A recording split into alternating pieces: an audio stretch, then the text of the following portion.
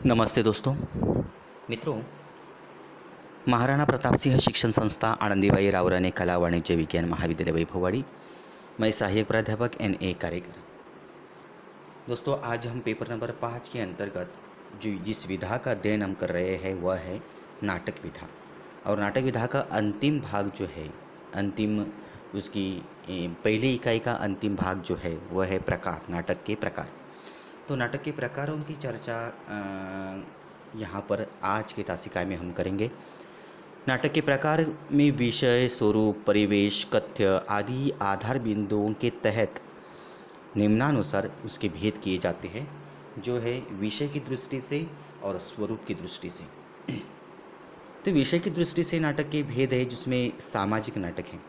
समाज और नाटक का बहुत गहरा संबंध है, अर्थात नाटकों को हम समाज की प्रकृति मानते हैं और जिन परिवर्तनों से नाटककार के अंतर्मन में प्रतिक्रिया होती है वही परिवर्तन नाटकों में दिखाई देता है। परिवर्तन की प्रतिक्रिया की अभिव्यक्ति समाज को सोचने के लिए प्रेरित करती है और समाज को उससे दिशा तथा दृष्टि मिलती है। इसका प्रभाव मानसिक स्तर पर स्वाभाविक रूप से यहाँ पर होता है। सामाजिक नाटकों में सामाजिक जीवन की जटिल समस्याओं और अनसुलझी गुत्थियों को यहाँ पर सुलझाया जाता है। परिवर्तनों का यथार्थ चित्रण सामाजिक नाटकों का मूल उद्देश्य रह होता है। सामाजिक नाटकों की प्रधान विशेषता यह है कि उसमें जाति भेद, वर्गवाद और दहेज प्रथा जैसे महत्वपूर्ण सामाजिक समस्याओं पर यहाँ पर प्रकाश डालना होता है। सामाजिक नाटककार वैज्ञानिक विकास के कारण हुए परिवर्तन जैसे मानव जीवन की यांत्रिकता, संबंधहीनता, पारिवारिक विघटन और प्रत्येक क्षेत्र में निर्माण हुए असंतोष की यहाँ पर उन्होंने चित्रण किया हुआ है। यानी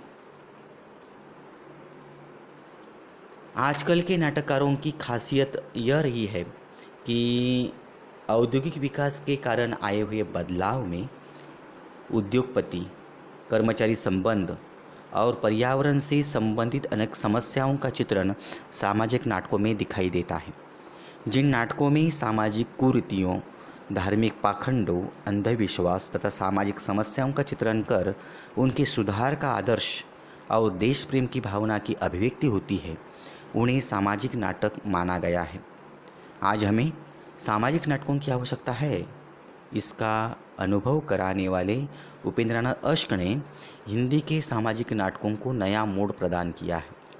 उन्होंने अपने नाटकों में जीवन की विसंगतियाँ, पारिवारिक दायित्व बोध की उलझनें, शिक्षित स्त्री पुरुषों की समस्याओं को यहाँ पर उजागर किया हुआ है, जिसमें छठा बेटा, कैद की उड़ान, पैंतरे, भंवर, अंजो दीदी, अंधी गली, अन्य जो नाटक मिलते हैं वे इस प्रकार के हैं। जगन्नाथ प्रसाद जी का समर्पण हो, अभय कुमार यौधे का नारी का साधना हो, विनोद रस्तोगी का आज़ादी के बाद तथा नए हाथ, चंद्रगुप्त विद्यालंकार न्याय की रात, कमलाकांत पाठक का अस्पृश्य, शंभुनाथ सिंह का धरती और आकाश, वृंदावन लाल वर्मा के बांस की कांस, पीले हाथ के वट, नीलकंठ, सगुन, मंगलसूत्र, विस्तार और डॉक्टर लक्ष्मी नारायण लाल का अंधा कुआं तथा मादा फैक्टस का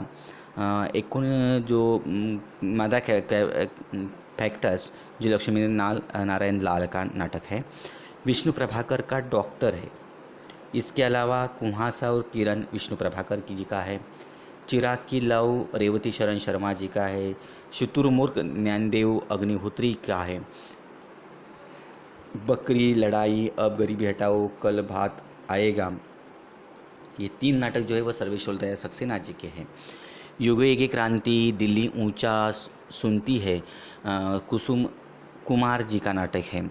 इस तरह के सामाजिक नाटक, समाज का दर्शन इन नाटकों में हमें होता है। अब हम अध्ययन करेंगे राजनीतिक नाटकों का।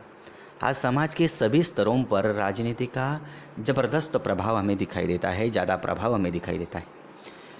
मध्यमवर्गीय समाज इस राजनीति के दमन के कारण बुरी तरह से वह पिसता जा रहा है। हमारे आसपास ऐसी कोई चीज़ नहीं आती जो राजनीति के प्रभाव से बच सकती हो। राजनीतिक नाटकों में प्रायः राजनीति से संबंधित समस्याओं और घटनाओं को आलोकित किया जाता है। राजनीति में फंसे दबे पिसे लोगों के सवाल राजनीतिक नाटकों का कथ्य होता है। सत्ता की प्राप्ति के लिए नेताओं द्वारा अपनाए गए हथकंडों, राजनीतिक और झूठे आश्वासनों का पर्दाफाश राजनीतिक नाटकों में दिखाई देता है।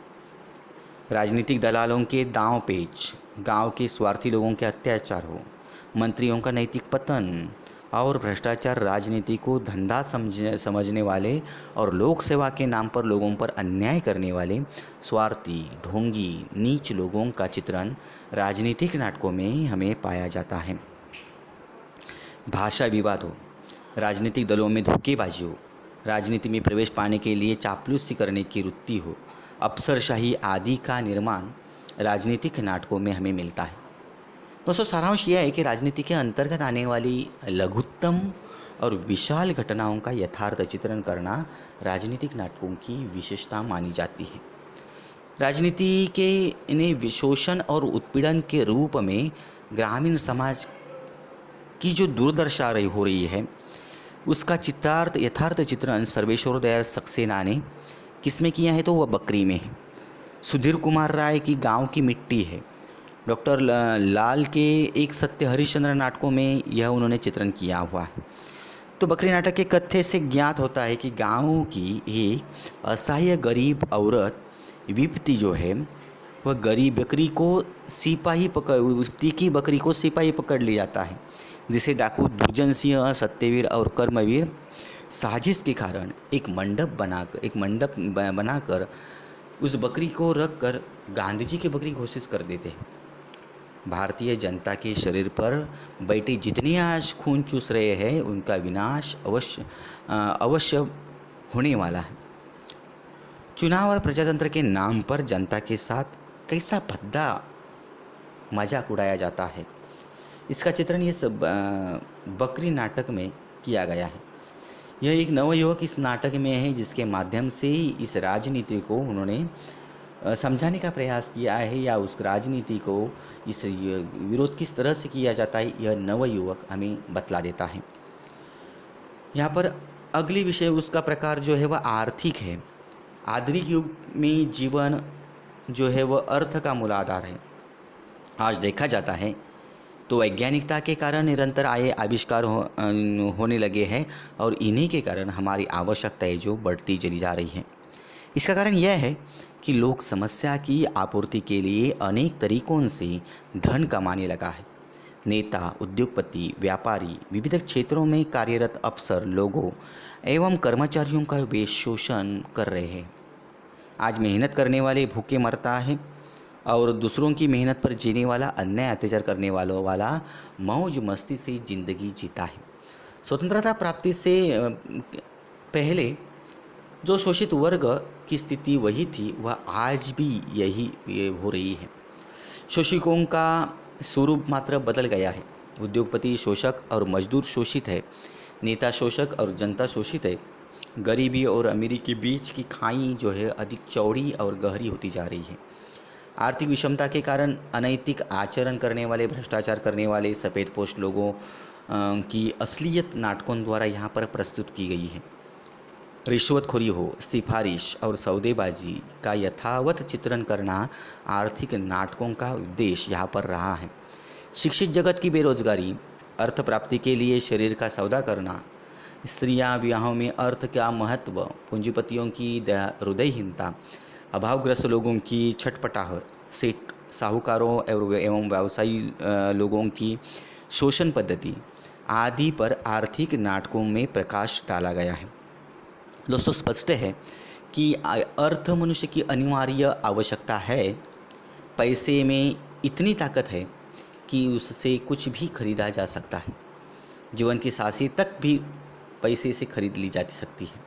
तो इसी तरह से आर्थिक नाटक यहाँ पर दर्शाने का प्रयास किया गया है। उसके बाद आ जाते हैं धार्मिक, सांस्कृतिक और ऐतिहासिक नाटकों के प्रकार यहाँ पर दिए गए हैं। दोस्तों, अगला भाग जो है हम अगले वीडियो के जरिए समझ कर ले लेंगे। तब तक आज के लिए इतना ही। आप अध्ययन करिए और इस वीडियो को ज़रूर सुनिए।